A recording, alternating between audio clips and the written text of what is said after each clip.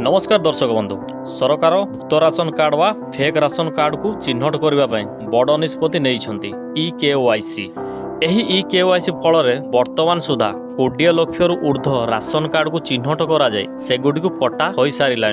जदि आपण माने ई-KYC करई नाहंती ताहले करई नियो। सरकार राशन कार्ड ई-KYC रो शेष तारीख घोषणा मध्य करिसंती। ताहले ई-KYC रो शेष तारीख केबे आउ ओडिशा बाहर को जो माने काम करबा को जाइछंती सेमाने केमिति करिवे ई-KYC। जदि शेष तारीख सुधा ई-KYC न करंती ताहले कोन हेबो। घरर कोनोसी सदस्य जदि नुआ करी राशन कार्ड रे जोड़िबा को चाहू थांती ताहले कौन से माने राशन कार्ड रे शामिल होई पारिबे आउ जो माने नुआ राशन कार्ड करबा को चाहू थांती से माने किपरि करिवे से माने करि पारिबे कि नाही। आजिरो भिडियोटी रे एही सबरो उत्तर जानिबा।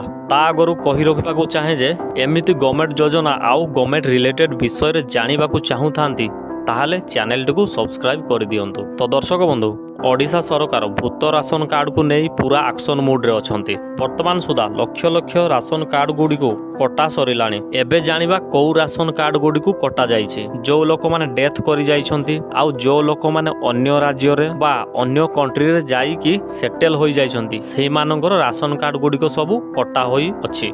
आउ जो मानकर ई-KYC होई पारु नाही फिंगरप्रिंट किंबा आई रेटिना स्कैन होई पारु नाही से मानकर राशन कार्ड रु नामटी कटि जिवो। तो दर्शक बंधु जदि आपणकर फिंगरप्रिंट किंबा आई स्कैनर रे KYC कंप्लीट होई पारु नाही ताहले आधार सेंटर रे पुणी थरे अपडेट करई नियंतु आउ तापरे रेशन कार्ड ई-KYC करांतु।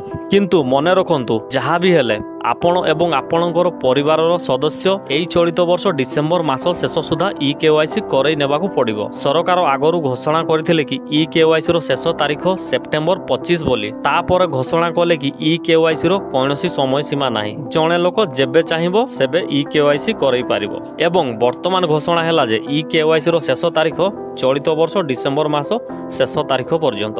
तो जो भाई भौणी माने बाहर राज्य को काम करबा को जाइछंती दयाकर डिसेंबर मास शेष सुधा ई-KYC करे नियो। जोठी आपण माने रहुछंती सेही पाखरे जोठी डीलर माने अछंती तांको पाखकु जाई आपणकर रेशन कार्ड नंबर टी कहिबे आउ तापरे फिंगरप्रिंट देई ई-KYC कंप्लीट करि पारिबे। एबे जानिबा रेशन कार्ड रे फैमिली मेंबर जोड़ी हेबे कि नाही आउ नुआ राशन कार्ड अप्लाई होई पारिबो कि नाही। तो दर्शक बंधु वर्तमान राशन कार्ड रे नुआ फैमिली मेंबर जोड़ी होई पारिबे एवं नुआ मध्य अप्लाई करि पारिबे। तो दर्शक बंधु आशा करछि भिडियोटी आपण माननकु भलो लागिथिबो। आजि पई एतिकी आगो को आउ एको योजना को नै चर्चा करिबा। रहिली जय जगन्नाथ।